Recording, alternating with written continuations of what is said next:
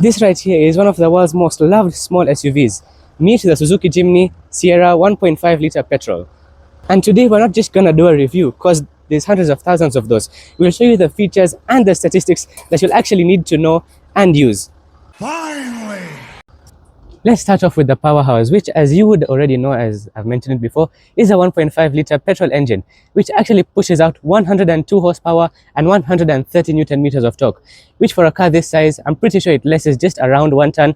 That's a decent amount of power. This BB SUV is also super fuel efficient, and it can get you up to 13 or 14 kilometers per litre on average, and you can reach up to 16 kilometers per litre on a good day on a highway. Plus, this thing has a 40-litre tank, so it'll take you around 560 kilometers on a full tank. And if you thought being fuel efficient and having just around 100 horsepower is slow, think again, because okay, it's not fast, but this car will do 0 to 100 in just 13 seconds and will reach a top speed of 160 kilometers per hour.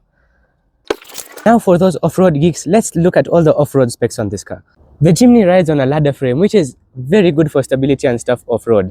And it also has a 3-link rigid axle with coil springs, giving you even better stability when you're riding on the rocks. You get 2-piston brake calipers in front and behind. You don't need huge brakes because it's a relatively small car, and a ground clearance of around 22 centimeters, which for those off-roaders, you know, it's not bad. Up front, it has an aluminium grille over here, LED headlights, and your indicators over here. These LEDs help a lot when you're on the trails. You also get your fog lights over here, your plastic bumper, and more grille over here. Then along your side, you get this plastic cladding on your fenders as well as over here. For more off-roading things, you have a recovery hook right up front here, and even two right in the back here and there. Plus, this thing has a towing capacity of up to 1,300 kilograms. Up front, because you have a relatively small bumper, you have an approach angle of 37 degrees, and in the back, because you have an even smaller space between here and the completely rear of the bumper, you have a departure angle of 49 degrees, which for those off-roaders, you still know, that's amazing. I mean, it's even more than the Land Cruiser LC300. For additional features, just in case you guys want to know, it has headlight washers over here, which could help you clean your headlights in the mud, and alloy rims to give it a nice look. Before going inside, let's take a look at the back. You get your shiny badges here and here, piano black plastic there to protect your rim, very nice tires. This one's brand new because you can even see the marking still there. Then you get your brake lights over here, which looks similar to a Mercedes G63 or something like that. Gives it a nice look. And when we come up, you have your aerial over here, antenna, whatever it is called, and a black roof, just to complement this beige. Because if it were full beige, this would just be a piece of bread. The features you get in this car are actually so nice, and you wouldn't even expect this in other cars. The first thing you'll obviously notice is the steering wheel, which is a leather steering wheel, and it has buttons you can actually use, unlike an Alto. You get your cruise control over here, and your 2 analog gauges, as well as a small screen in the middle. When the car starts to get hot and you'll start to look for the window switches, you'll not find them here, and you'll find them being another culprit of copying Jeep again. They've put your window switches right here in the middle, together with your traction control and hill descent.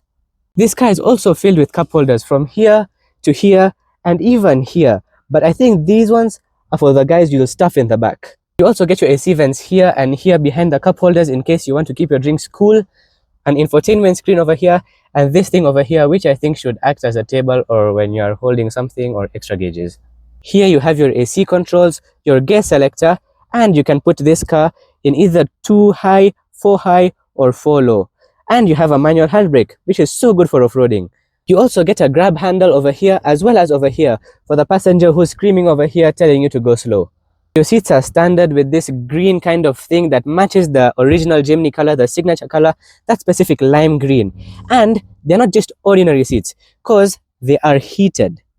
And it's not only the seats that are heated in this car, even the side mirrors are heated. Oh my God! Wow! And if you're wondering why you'd need heated side mirrors out of all things, well, it's to actually melt the snow that you do get in snowy areas and the snowy parts of Japan and Russia and stuff like that. For extra utility and storage space up front, you get this glove box over here, which is not huge. And even your door bins over here, they're not the biggest. You can't even fit a bottle in here. Now moving on to the boot, which opens pretty wide, so you can actually fit big stuff in here.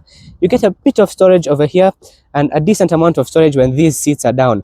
But when they're up, you only have around 160 liters of storage, which for your information is only about that much with the boot closed. With the boot open, you have infinite storage. To enter the back, you have to pull this lever over here, which folds these seats. You pull them in front, and voila, you can now successfully fit in the back. And you even have this lever to pull and pull. And to escape, you press this lever down again, push the seat forward, push it forward, and you can get out. And with this seat at an average person's height, there is not very much legroom, so this is more for kids and stuff like that. Now, just like every other car, this does have its imperfections. Other than the back seats being super tight, let's mention some other things that would go wrong with this car. So firstly, this car, since it's a relatively small car and has a short wheelbase, it's known for having something called the death wobble, which just wobbles like this, and it's hard to control from the steering wheel at around 80 kilometers per hour. But that can be sorted with bringing your car back to stock, because sometimes bigger wheels and stuff can affect how that death wobble happens. And since it's not a premium or a luxury vehicle, this thing can have quite a lot of cabin noise when going at higher speeds, and the interior could feel pretty cheap because it's all just scratchy plastic everywhere. And though you can get one of these in a 5-speed manual transmission, the 4-speed automatic transmission can have jerky shifts at around 130 or 140,000 kilometers on the clock if not serviced properly. However, that can all be taken care of if you just change your transmission fluid and even your engine oil. However, other than that, this car is generally bulletproof with a good engine, a good transmission, and even a relatively strong body.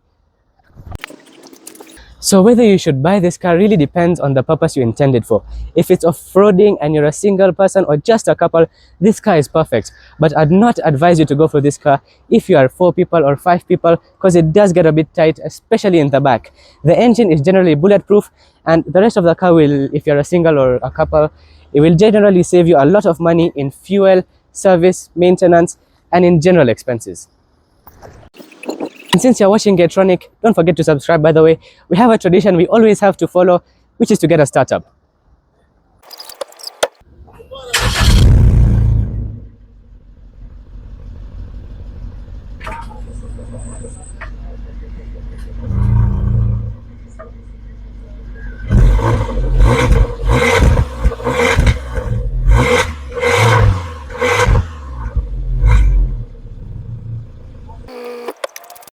It's not that loud, but it definitely sounds better than any electric car in the world. Another thing we always check when we're inside a car is the blind spots, and as you can see, that pillar is a blind spot, but it's not as huge as in other cars, so it's not that bad. And then in the front right over here, for these pillars, they're not that large either, so you don't have a huge blind spot. And you generally have a clear view at eye level of where you're driving.